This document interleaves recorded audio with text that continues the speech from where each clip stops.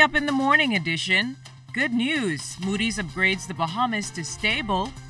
Lynden Pinling International Airport reports high passenger numbers. And Alive launches a new app.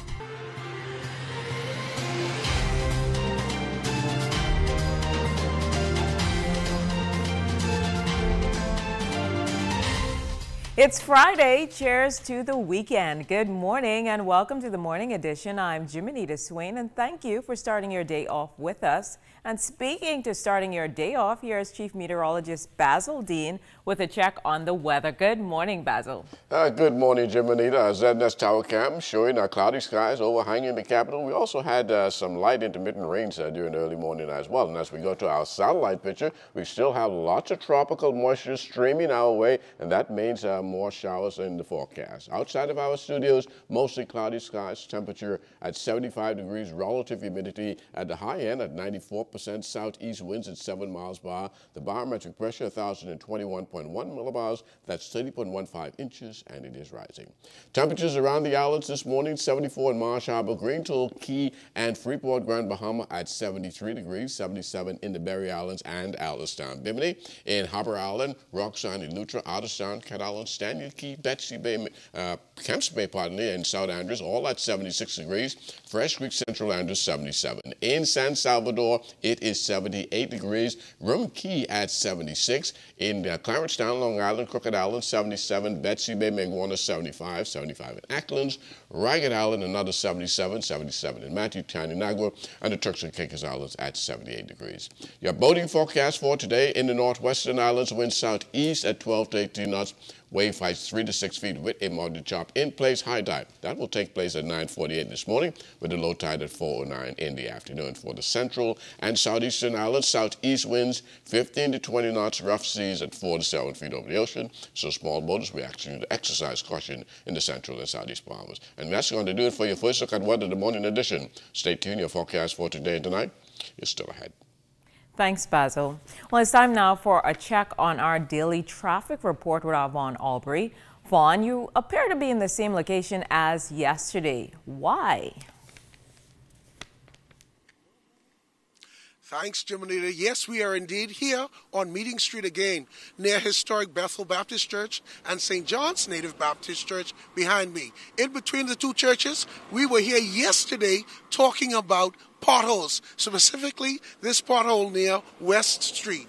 Yesterday, the potholes were so big so that if you were in your vehicle traveling east on Meeting Street, you would have damaged your car. Obviously, somebody at the Ministry of Works heard our report because we said that if you know of any potholes, please call the Ministry of Works hotline at 376-0939. Yesterday, after our traffic report, they came and did a little patching. If my cameraman Lyndon Smith can go there, we can see what work was done. But do not ask Vaughn Albury to grade it because you ain't going to get an A. But at least it's much better than what it was yesterday. So if you find any potholes here in Nassau, please contact the Ministry of Works at 376-0939. Well, it's the weekend. I got a song in my head, Jiminita, but I ain't going to say it just yet. With me, Corporal Miko Evans. So, we were here yesterday and there's been an improvement. Yes, it's definitely an improvement.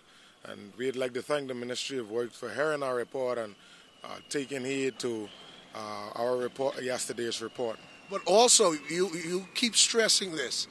People who in these type of areas approaching where there's roadworks or where there are potholes to drive carefully. Yes, that is correct. Yesterday I expressed the need to drive with due care and attention, especially when you're in the, especially when you're in the area where there is roadworks. You don't want to approach potholes and stop suddenly. You don't want to go into the next lane. That's going to cause a danger to the other road users. And there's also road work going on in West Bay Street between Blake Road and Tropical Gardens. So if you can avoid the area, please do. But if you have to use the area, please adhere to the signs and the diversions. Now, it's the weekend. I got a little song in my head. You can sing? No, sir. But you got that answer right, but it's a Sidney Poitier, so you must can sing. No, sir. Hey, I'm thinking about Eddie Millis's song, And they're doing a play at the Dundas called The Real Thing. But for me, Eddie Miller's song, Nah Mike. Nah Mike was success at the best. You know that? Counting money in one of them big hotels out west. This is a serious song, but what happens? Things get bad. Poor Mike lose his job. Now he girlfriend acting like a snob. Don't love him no more since he money gone. You know, it's payday.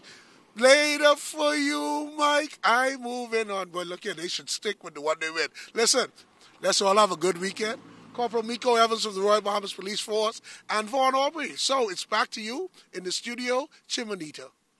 Thanks, Juan. Looks like it definitely a good Friday shaping up already. But some good news for our economy. The Deputy Prime Minister and Minister of Finance, KP de Turnquest, is encouraged by the February 2019 credit opinion published by Moody's Ratings Agency, which reclassified the Bahamas' outlook from negative to stable.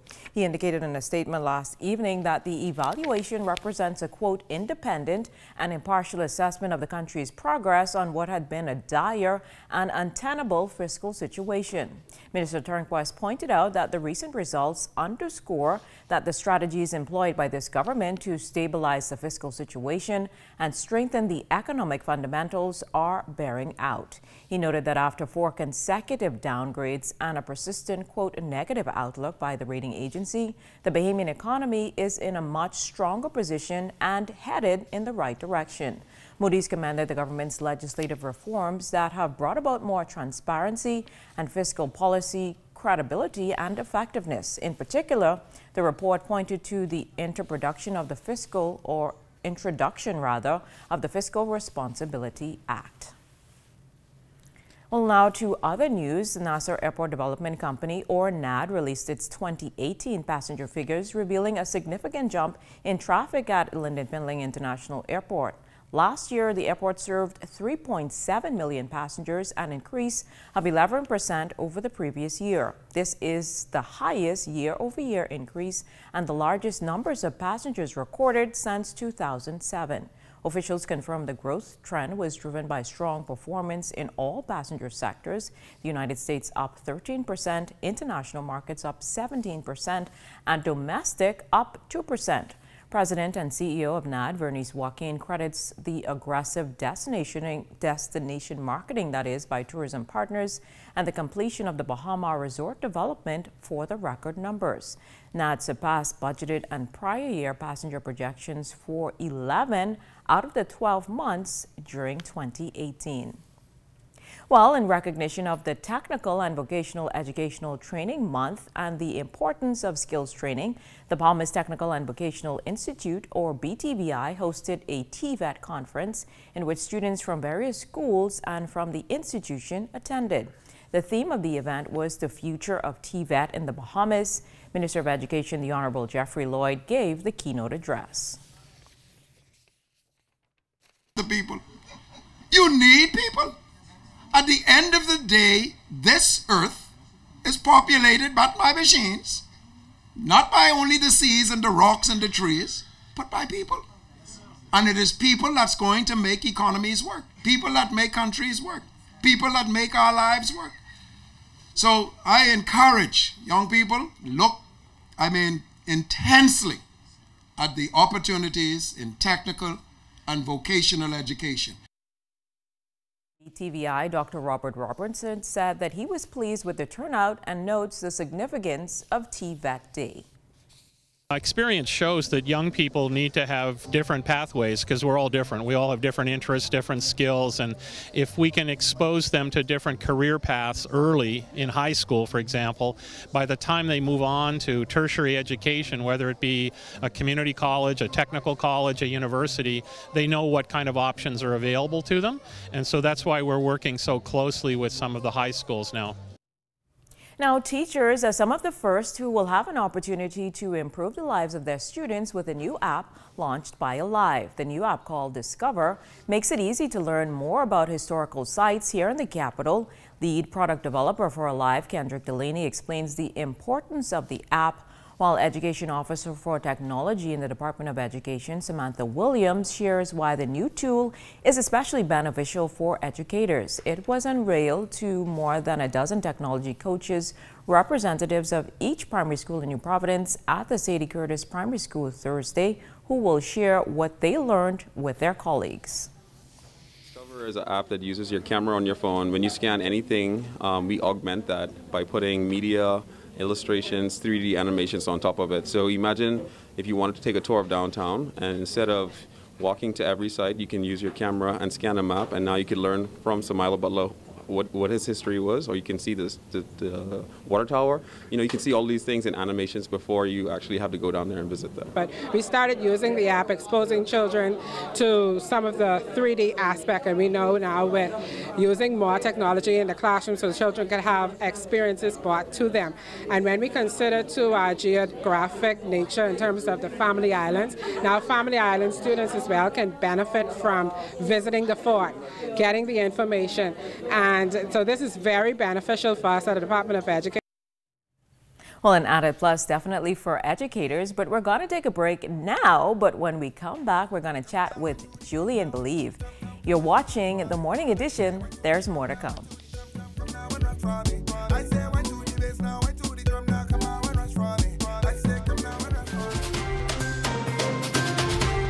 Welcome back. Polantra Media Group, in conjunction with Bahamas Carnival Band Association, has officially launched Bahamas Carnival Experience 2019. The team is confident that Bahamas Carnival will continue to flourish and over time serve as a significant economic driver for the country's economy. Organizer Sabaz Bastian talks about the event. Carnival was depoliticized, I think, and privatized. I think, a lot of that distraction was removed from Carnival, which was a fortunate situation. This was always designed, by all means, to promote our destination. We've all been to carnivals around the world, and we've seen the mass airlift and air traffic and visitor stopover that they get in those various weekends. And what we were always attempting to do with Carnival was, create a flagship event that, and along with our sunshine and sea, what a lot of our tourists crave, give them, a sense of entertainment tourism, by all means. And I just want to reiterate that Carnival is officially launched.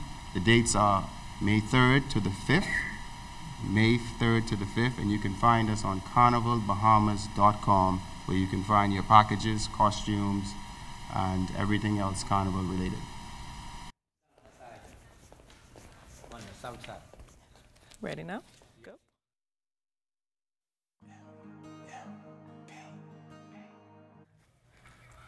Down on Bay. Well, entertainer Julian Believe joins us now live in studio. Good morning, Julian, and welcome again to the Morning Edition. Good morning. Well, I understand you have a partnership with artist Jamal Rule. Tell us about that. What's that all about? Well, what we really wanted to do this year was create an opportunity to fuse our talents. It's all about evolution, all about, setting the pace. And, we've been friends all our lives, so we say, what, you're on the stage over there, on the stage over here, man, let's just try to do it together. And it's become a tremendous success to people, and, we got a lot of great things in store, so now I'm recording music and he's doing the art to the music, and you're going to see a lot of live performances with Jamal and I, not just locally, but internationally. We have some really, really big gigs ahead this year, and I think it's going to be really good. So a dynamic combination, the celebrity artist and obviously you doing your entertainment thing. But what are you going to be doing for us this morning? What are you going to be performing? Well, we have the remix to Down on Bay, which is all about carnival season and all about, celebrating the country and the culture. So, I just wanted to bring that here first and have people, preview it first thing. That's a good thing. Well, we had the Carnival launch yesterday, so Indeed. This comes right in time as we roll into Carnival season. But I'm going to let you do your thing, so I'm going to get out of the way. Let's see what's going on with this remix for Down on Bay. No problem. I say went to the drum now. I say went to the bass now, went to the drum now. Come now and rest for me. Listen. Hey, the people are rising up. The bands them lining up. We gonna bring it back to Gumbe. Hey, we bout to liven up. See the girls them winding up. Now roll that bongi like it's ring play. Oh, I get that feeling. Ain't nothing holding me back.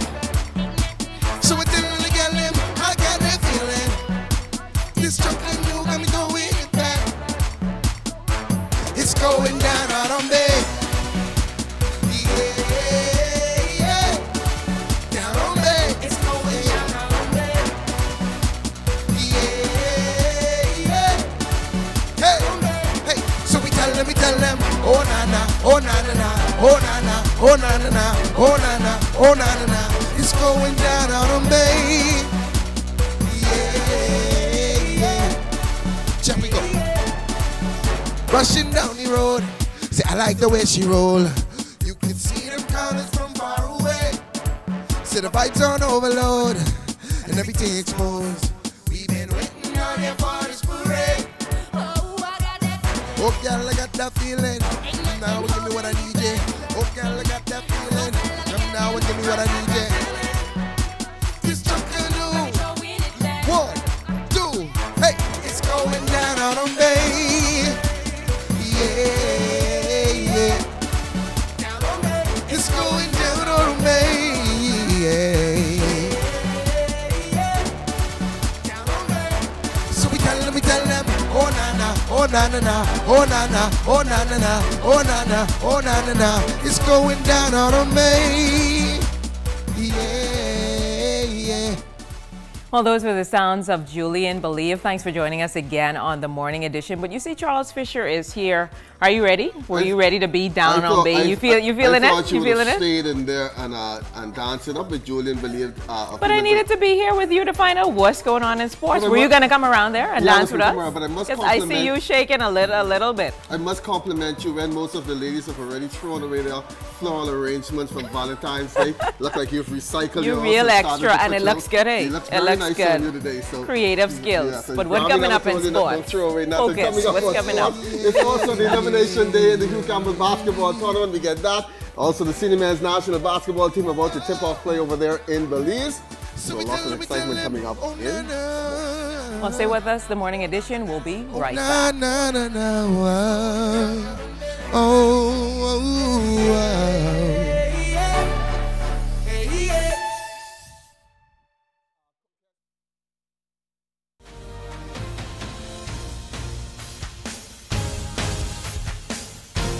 Good morning and welcome to your TGIF Look at Sports. It was Elimination Day Thursday at the Hugh Campbell basketball tournament, and Patrick J. Bethel out of Abaco making sure they stayed around to play another day, taking a bite out of the Charles W. Sanders Cougars early and often in the second half, led 39-17 after 3, and it wins this one 55-23.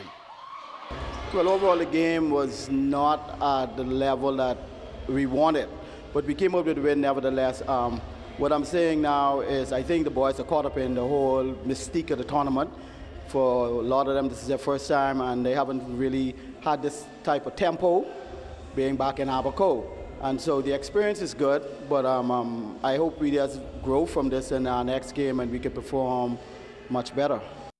Now more teams playing to stick around. The 10 o'clock tip-off this morning will be C.R. Walker against Gateway, followed by Temple Christian and Patrick J. Bethel. Your 12-known game, Bahamas Elite versus St. John's. And closing out the morning session at 1 o'clock will be Queens College against Zion, all elimination games. Our senior men's national basketball team tips off play Saturday at the 2021 America Cup qualifiers in Belize. After training in Florida for most of the week, they face a tall task in Cuba on Saturday. Here's head coach Norris Bain. But it's a very good thing that we were able to get some games in before getting down into Belize. I think that's going to go a long way in terms of what we're going to be able to accomplish. Even in our first game against Cuba, I really expect us to win and to do a good job. We're really going to rely on Tom and Dominic to really put a lot of pressure on the ball and rely on our wings. I think there's probably, with the exception of adding Buddy to this crew, this is some very good shooting. You know, some guys that can really knock down outside shots, and that's been something that's been missing from our national teams in the past. And speaking about Buddy and the Sacramento Kings giving the champions Golden State Warriors more than they could handle at Oracle Arena last night. The Kings led by 2.5 by the same after 3. And in the fourth quarter with the Warriors up, Buddy coming up a bit short on what would have been the game-winning shot as the Kings lose 125-123. He'll finish with 19.7 rebounds. Klay Thompson had 18 in the win. No, we're a competitive group. We're competitive, man. It's one stings a lot, but to come back like that when you have an opportunity to win the game, you got to pull it. You can't dwell on it, man. You just got to go out and go to the next game. When opportunities come, you got to take advantage of it. The Heat on a tough loss last night. Now they're back on the court on Saturday against Atlanta. Meantime, DeAndre Ayton and the Phoenix Suns, they saw their losing skid rise to 16 last night as they lost to the big team over there in the NBA. That's going to do it for sports. I can't hold a tune like Vaughn, but have yourself a good evening.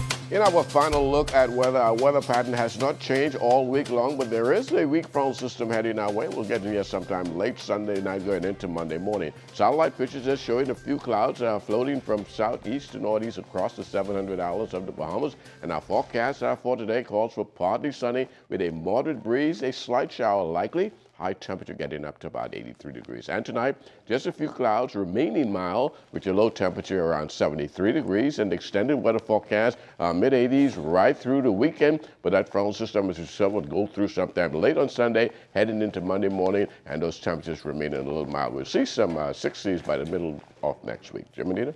Thanks, Basil. Well, that's going to do it for the morning edition today. Make sure to join us tonight at 6 for the start of our national newscast. I'm Jiminita Swain. Make it a great day, everyone.